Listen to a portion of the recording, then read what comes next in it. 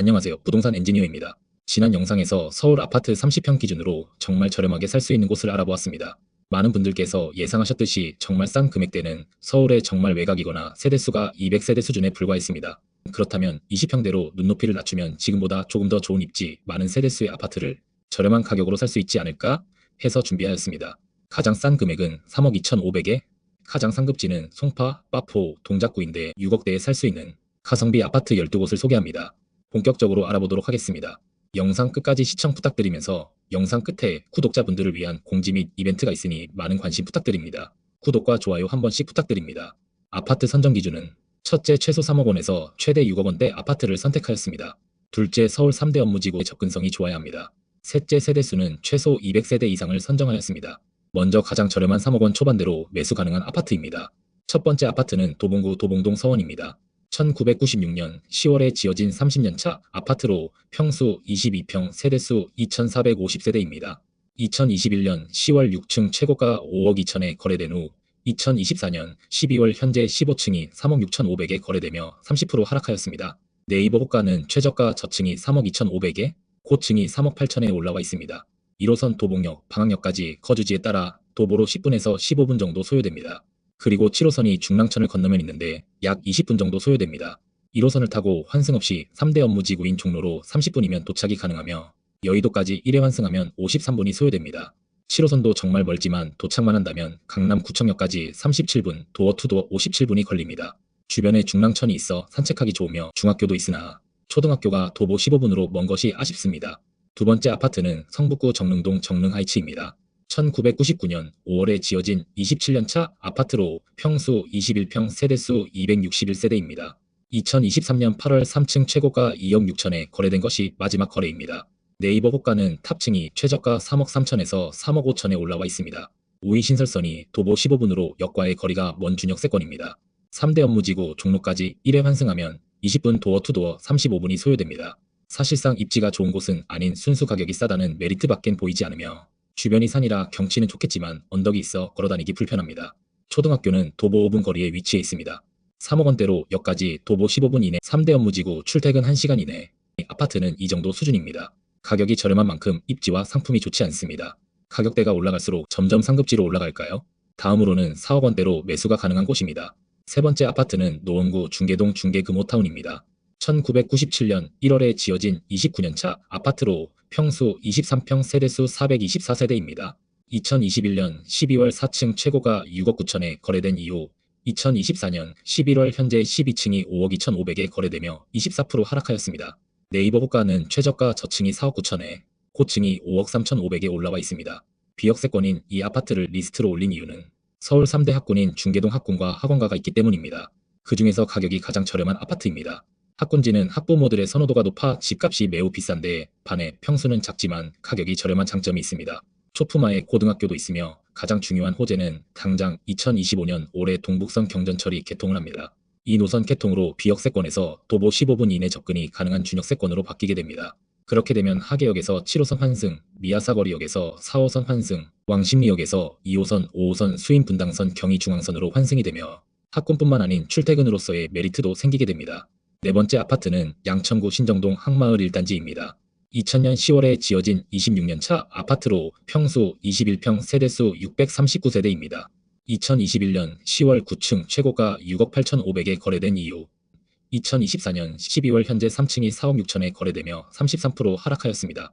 네이버 호가는 최저가 저층이 4억 7천에, 고층이 5억 2천에 올라와 있습니다.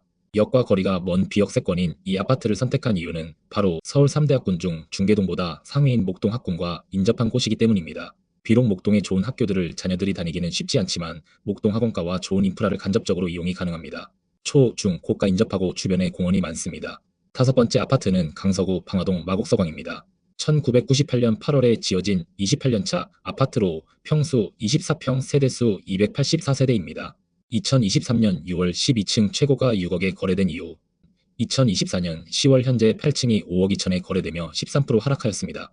네이버 호가는 최저가 저층이 4억 9,500에, 고층이 5억 7천에 올라와 있습니다. 이 아파트는 서울 30평 아파트에도 소개된 곳입니다. 세대수가 작고 나홀로 아파트인 게 단점이긴 하지만 특정 아파트층에서는 한강뷰도 가능하며 한강이 위치적으로 가깝습니다. 그리고 마곡지구가 가까워 일자리 상권을 간접적으로 누리는 혜택이 있습니다. 5호선 방화역까지 도보 구분이 소요되어 마곡뿐만 아니라 여의도까지 환승 없이 40분 이내 도착이 가능합니다. 그리고 초등학교도 인접합니다. 4억 원대로 매수가 가능한 20평대는 이 정도 수준입니다. 비역세권이지만 학군지와 그리고 한강에 인접한 곳입니다. 다음으로 금액대가 5억 원대로 올라갑니다. 더 좋은 입지가 있는지 살펴보겠습니다. 끝까지 시청하시면 30평대보다 더 상급지의 입지가 나오니 끝까지 시청 부탁드립니다. 여섯 번째 아파트는 은평구 가련동 가련현대입니다. 1997년 5월에 지어진 29년차 아파트로 평수 23평 세대수 278세대입니다.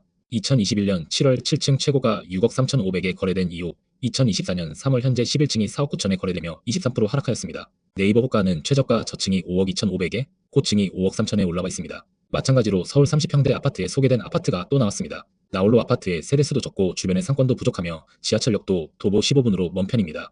그러나 이 아파트의 유일한 최고의 장점은 일단 역에 도착만 한다면 3호선 6호선 더블 역세권은 보너스이고 대한민국 최고의 노선인 GTX-A 노선이 얼마 전 개통을 하여 운영 중인데 현재는 서울역까지만 빠르게 운행이 가능하나 앞으로 2-3년만 지나면 강남 삼성역까지 환승 없이 아주 빠른 속도로 이동이 가능해질 장점이 있는 곳입니다. 주변에 초, 중, 고등학교와도 인접해 있습니다. 일곱 번째 아파트는 성북구 정릉동 기름뉴타운대시장입니다. 1999년 11월에 지어진 27년차 아파트로 평수 24평 세대수 514세대입니다. 2021년 6월 17층 최고가 6억 4천에 거래된 이후 2024년 10월 현재 6층이 5억 6천에 거래되며 13% 하락하였습니다. 네이버 호가는 최저가 저층이 5억 2천에 고층이 5억 3천에 올라와 있습니다. 우이신설선 도보 7분, 4호선 도보 13분이 소요됩니다.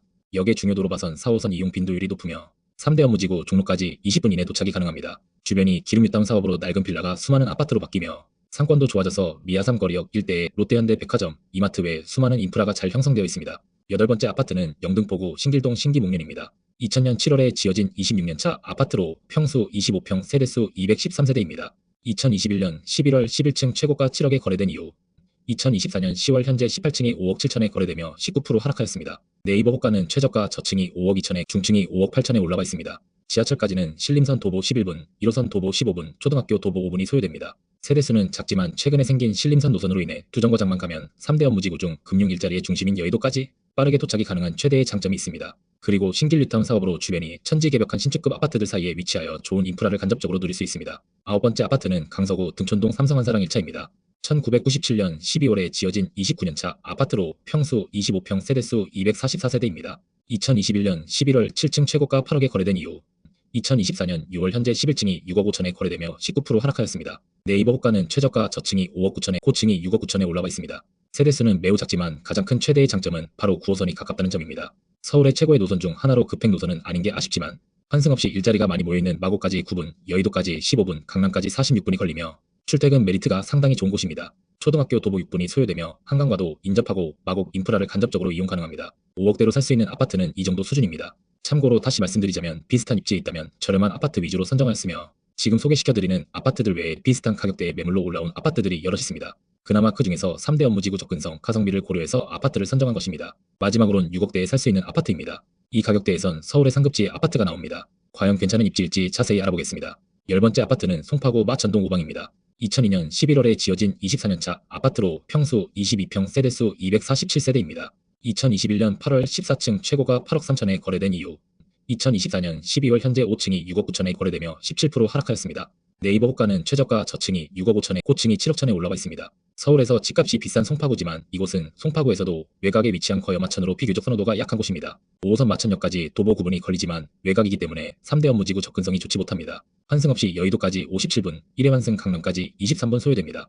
초등학교가 가까운 게 장점이지만 인프라가 부족합니다. 부족한 인프라는 인근 위례 신도시에서 이용이 가능합니다. 11번째 아파트는 마포구 중동 건영 월드컵입니다.